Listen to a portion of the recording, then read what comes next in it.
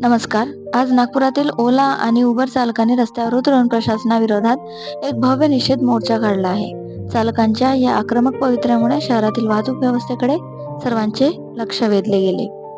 तर मित्रांनो, हे आंदोलन नेमके कशासाठी आहे ते बघूया. चालकांच्या दोन मुख्य आणि प्रमुख मागण्या आहेत. पहिली मागणी म्हणजे नागपूर शहरात बेकायदेशीरपणे धावणाऱ्या बाईक टॅक्सींवर तातडीने आणि कडक बंदी घालण्यात यावी आणि दुसरी मागणी म्हणजे ओला उबर चालकांच्या हक्काच्या उपजीविकेचे रक्षण करण्यासाठी सरकारने मंजूर केलेले समान भाडेदर म्हणजेच युनिफॉर्म फेअर रेट्स त्वरित लागू केले जावेत.